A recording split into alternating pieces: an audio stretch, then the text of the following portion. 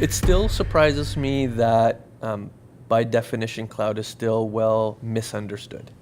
And it's less about whether they appreciate characteristics or not. It's more about whether they define it as public or private. When somebody speaks about cloud, there's a presumption that it's public when the presumption might in fact be private.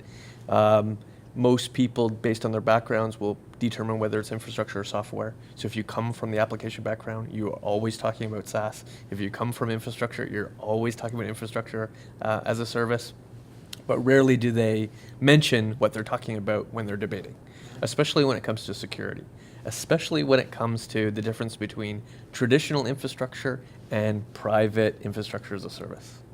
Scalability is often a sought after attribute of technology, however, rarely, if ever, actually required. Right? So everybody wants to make sure that they can burst to the cloud because they're going to be in a business that's going to triple when they don't even know it. The reality is most businesses don't in fact triple when you don't actually know that they're going to triple.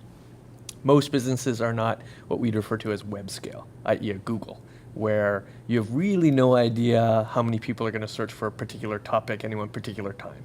Some world event would make everybody want to tweet a certain type of content. They live in a world where scalability is important. The standard enterprise organization knows fully well how much transactions per second they're going to need at any one period of time. So scalability rarely is a requirement to enterprise.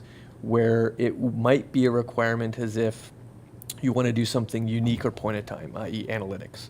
So if you want to take a petabyte of information and you want to do some relatively complex analytics and you know it's only going to take a week to do so, there's very little value in buying equipment to deploy that.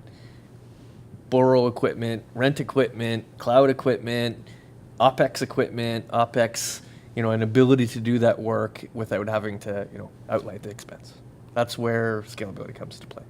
There's certainly a lot of efficiency conversation. Hard to tell whether that meant reduce dollar figure or deliver better. In fact, some of the pre-conversations I had were they'd love to deliver projects instead of a year in a month. Deliver weekly application development releases instead of monthly or quarterly application releases. And that's probably where the efficiency comes around. Whereas they probably do have pressure to reduce some of their expense, it would not shock me if the executives were willing to spend money in order to get that kind of value out of it, right? Are they willing to spend OpEx or CapEx? I don't know. Depends highly on how the organization sees itself in terms of the value they provide to their shareholders.